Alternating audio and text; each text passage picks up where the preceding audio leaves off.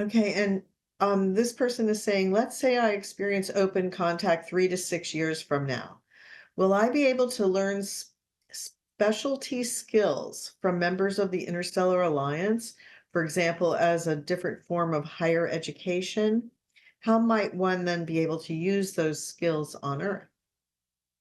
Well, yes, of course, that's going to be possible. And of course, you will be learning things that obviously will be applicable to Earth society. So when you choose a subject, then you will understand how it is applicable on Earth. Okay, and this person is saying they would like to know, how does one know the difference between what the higher mind is advising versus what the physical mind is thinking? Basically, how do we distinguish the voices in our head and know which path to follow? Well, again, the higher mind doesn't usually come as a voice in your head, although it can. It's more about the idea of, again, seeing the reflection in a situation, in a circumstance, in an opportunity that is filled with excitement, curiosity, attractiveness, and passion. That's the way that the higher mind communicates with the physical mind. You translate its messages into the sensation called passion, curiosity, excitement, attraction. It's different than the idea of what the physical mind thinks about it. That's a reflective reaction. Because again, thinking and thought patterns come from the beliefs in the physical mind. If you let yourself feel in your heart what it is you are truly excited about being and doing, that is more representative of a communication from the higher mind, as opposed to the idea of the thinking thought patterns that the physical mind exhibits about what the higher mind has sent it. Okay, and this person is saying, to be honest, I'm not sure that the idea of open contact will really manifest in my reality because I have never particularly been interested in UFOs or aliens. However, since embarking on a spiritual path as a natural progression of life events, I came across your material, and some of what you say really resonates with me, or as you put it, strikes a chord.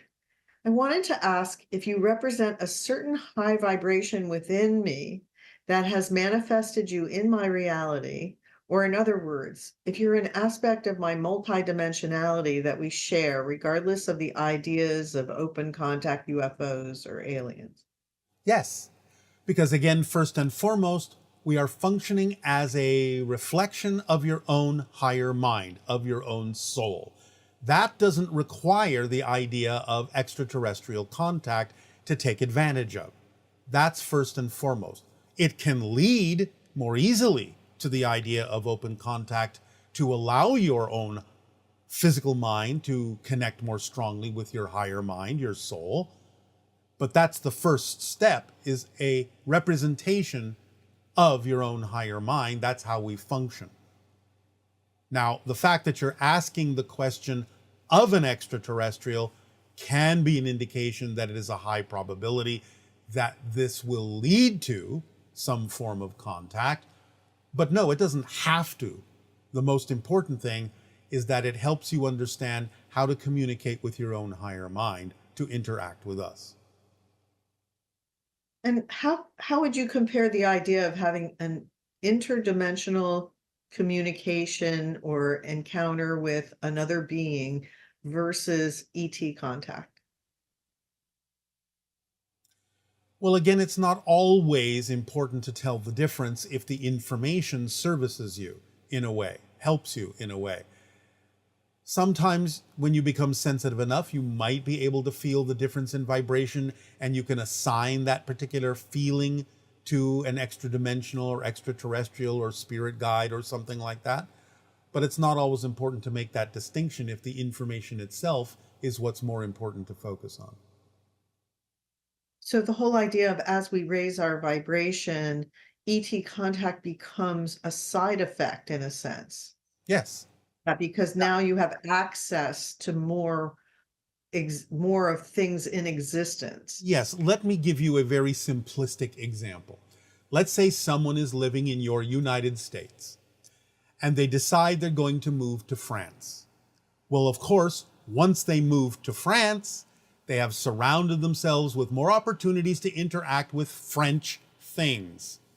It's a side effect of the move, of where it is they chose to move. So when you raise your vibration, it's like moving to another country. And the things that are relevant for experiencing in that country happen as the natural side effects, because those are the things that happen in that country. So certain things happen in higher frequency realities than happen in other frequency realities. You will experience all the things that are relevant for that higher frequency reality when you decide to move there. And this person is saying they're new to joining the social experiment, and would you recommend that we start doing steps 1 through 4 all at the same time, or should we pace ourselves using the same timing in which you originally presented the steps, starting with step 1 and then adding on a step per month? It's completely up to you. Either can work. And there are some other Sasani channels who are also speaking of the Interstellar Alliance and a version of the steps which you are giving us. And I will be following your instructions, but why would they be telling us something a bit different? Different people need to hear things in different ways and may need to take slightly different steps or different versions of the steps because it fits their belief system a little bit differently. So we will give you all the choices, multidimensional, holographically, all the different ways in which the steps can be done based on the different belief systems, the different styles of approach, the different way you absorb information, the different ways you interpret things based on your belief systems and your life experiences. So sometimes a step has to be altered slightly for this belief system and cultural experience. Sometimes it has to be altered slightly for this different belief system and cultural experience. Essentially, they'll all get you to the same basic place. Okay. And is there anything else you would like to add as far as the social experiment and those ideas as we end our question session? The next step will be given in the next transmission, step 5. We will talk about it in the next transmission. It will be about the idea of opening up to volunteering and being of service in that particular way to your society. We thank you. Yes, we thank you. And now allow yourselves to prepare to focus on the idea of the soul's journey, the soul cycle. Become relaxed and continue to receive this information in the way that works best for you.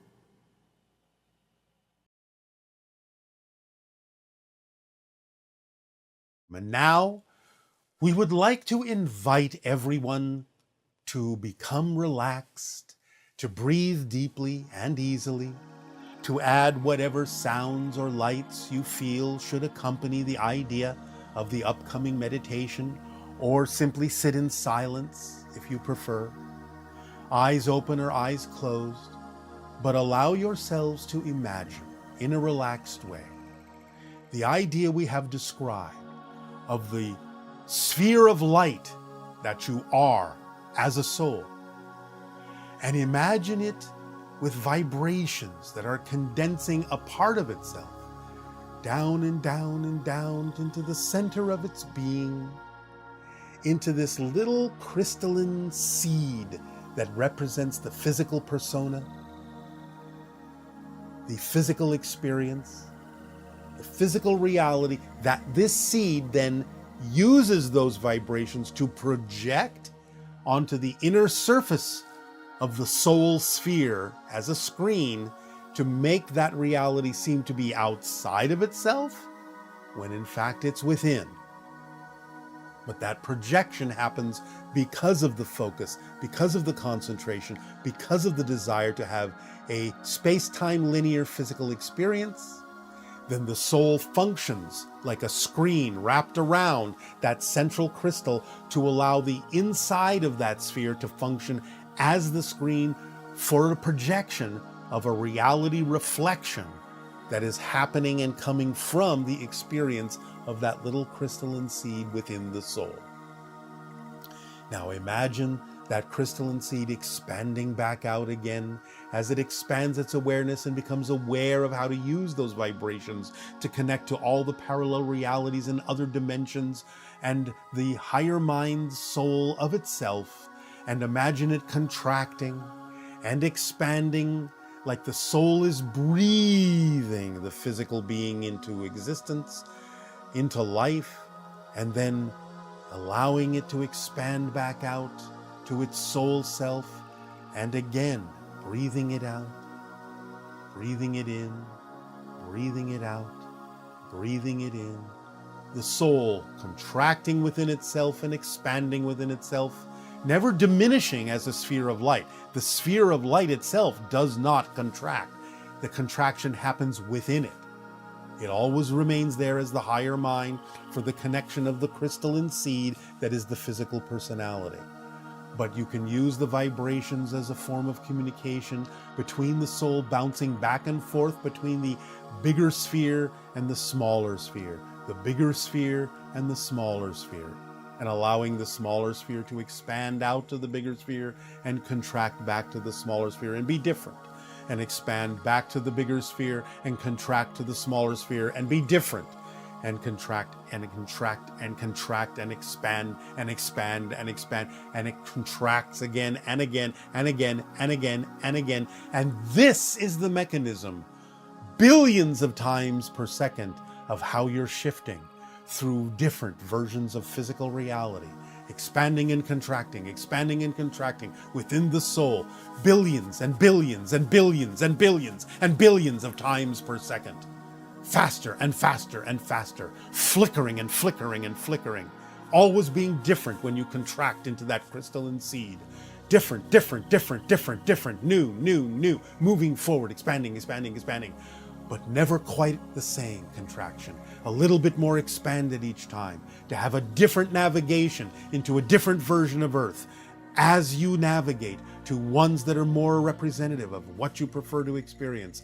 Being a more expanded being closer to the idea of what you are as a soul in every new experience of your contraction, never contracting quite as far, to be a more expanded fourth density being, to become in your evolution the idea of a quasi-physical being that has the traits and qualities of physical reality and spirit, a cross between the physical and astral forms, to be connected to the idea of your soul as the higher mind and to express it through the expanded version of your being within the center of that soul that contracts but never quite as far as it used to allow that lesser contraction, that more expanded version, to take advantage of the vibrations in the soul and to express them in your life, to allow yourself to experience that joy, that unconditional, unbridled love and joy that is the ecstasy of existence itself, the ecstasy of source, your beingness,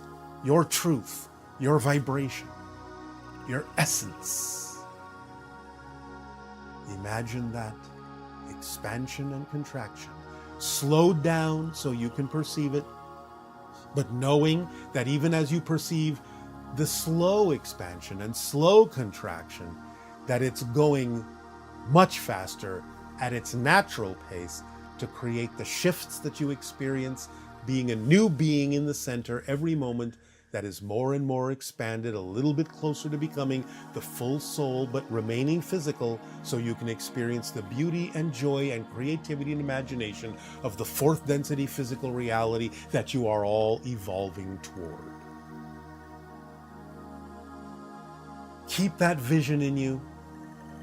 Know that's who you are and what you are, and that your natural state of spirit will continue to guide you as the higher mind, as you experience more expansion of your physical mind, to experience more that life has to offer in the totality of creation and existence that is relevant for your path and your journey in this physical experience you call life.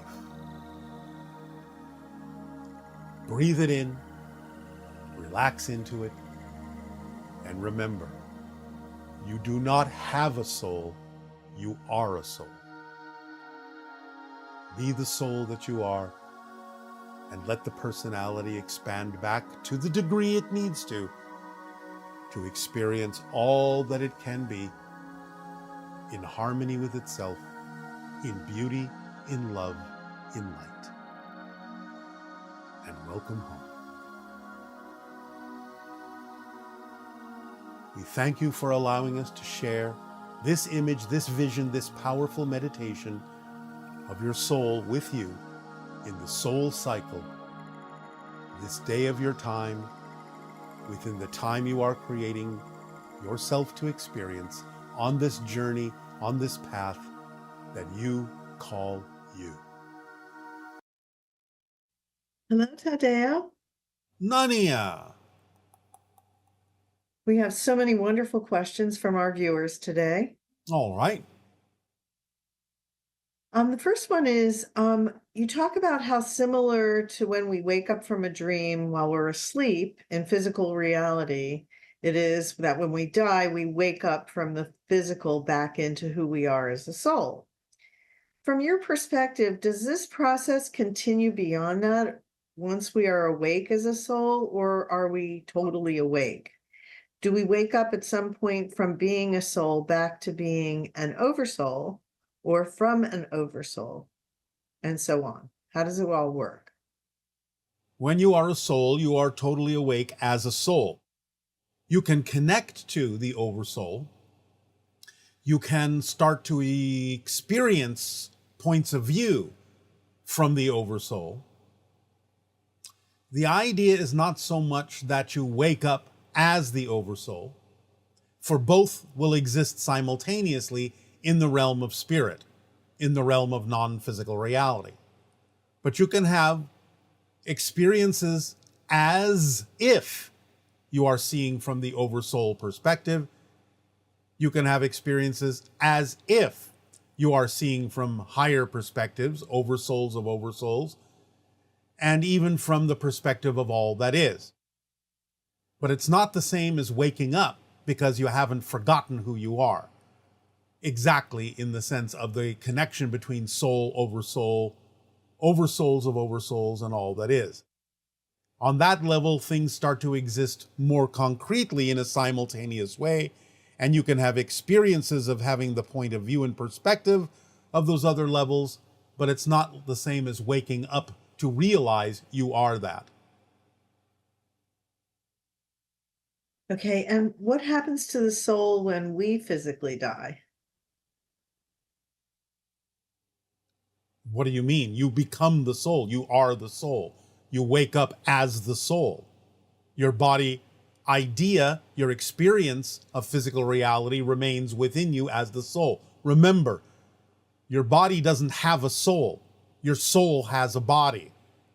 So to ask what happens to the soul when we die is a question coming from the linear physical perspective, as if your body is, in a sense, more real than the soul.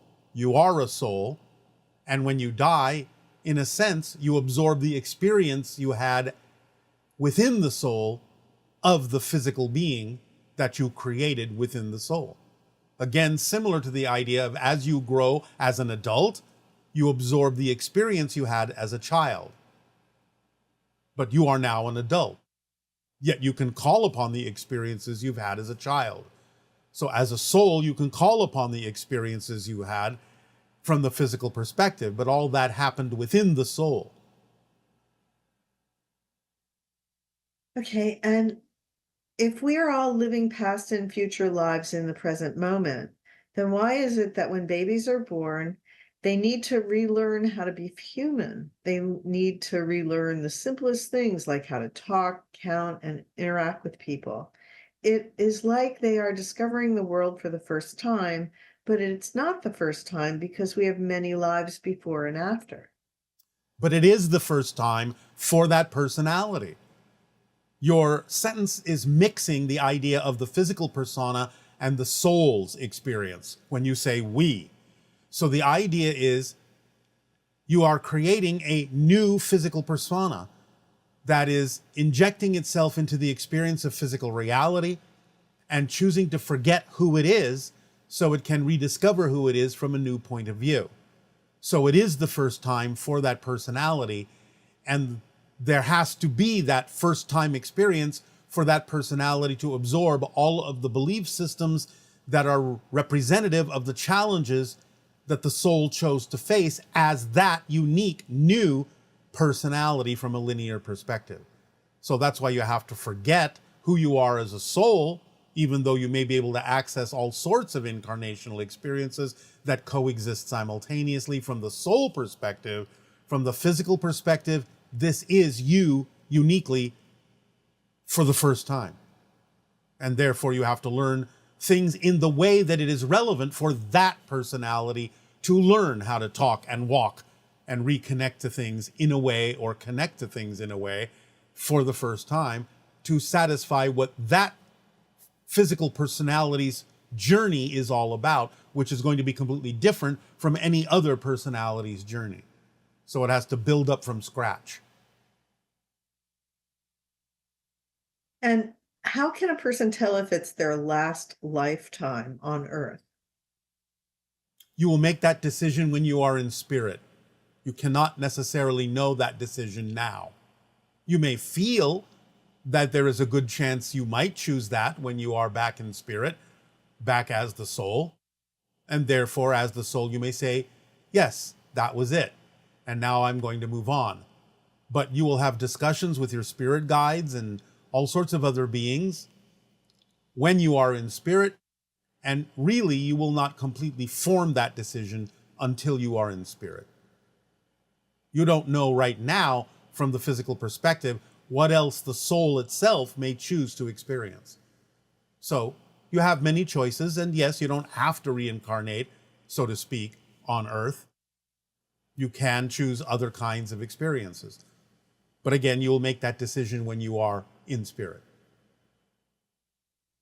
And does each oversoul have a higher mind similar to our individual higher mind? And is the higher mind of all oversouls God? In a sense, yes.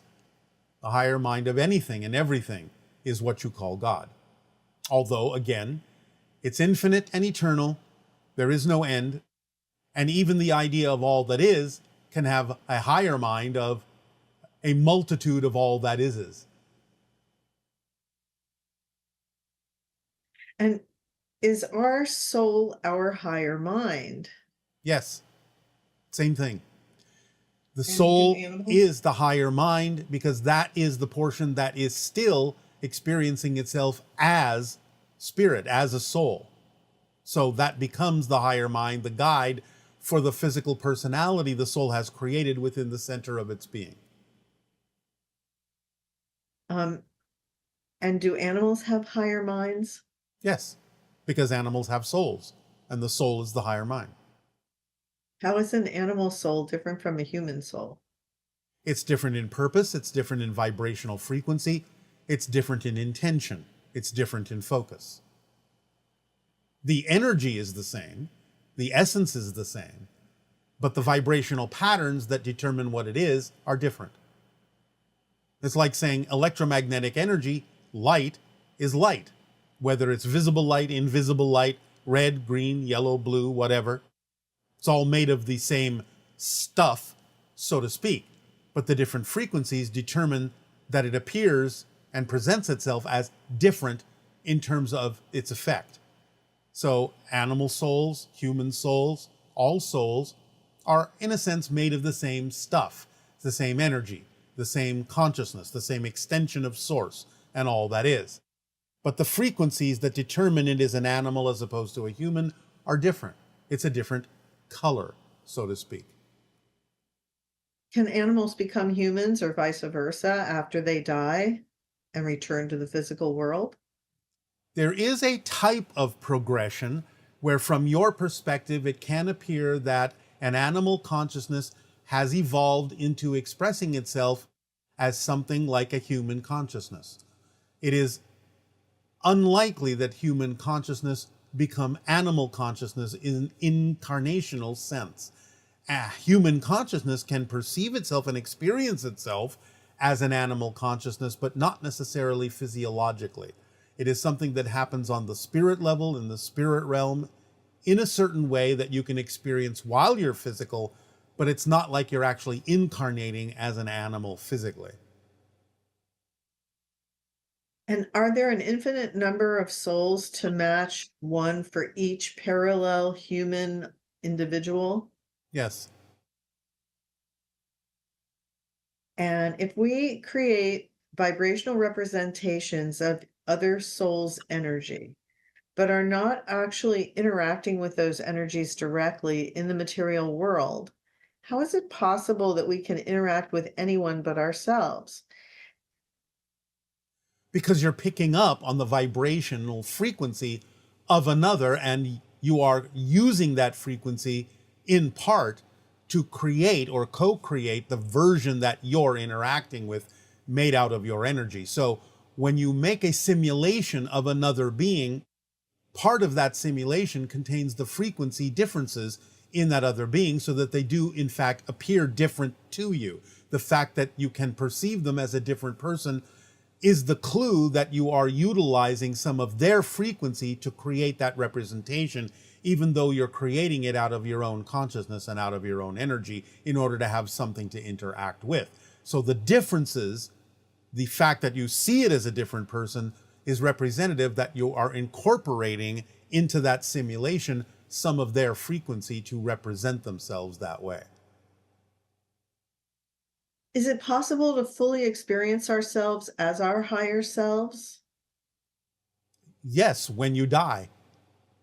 But you can have a version of yourself by getting very close to the idea, in the same way we have expressed that we are quasi-physical. On the chart that we have given you for this particular transmission, you will see the idea on the right-hand side of the fourth density human, where the physical mind has expanded back closer to being the level of the soul. And then you see above that the version that represents non-physical reality experience as an astral form or a near-death experience form. We are in the middle between those two, where we are very close to the idea of being the astral form, the spirit form, but we still retain physical attributes. That's why we are quasi-physical.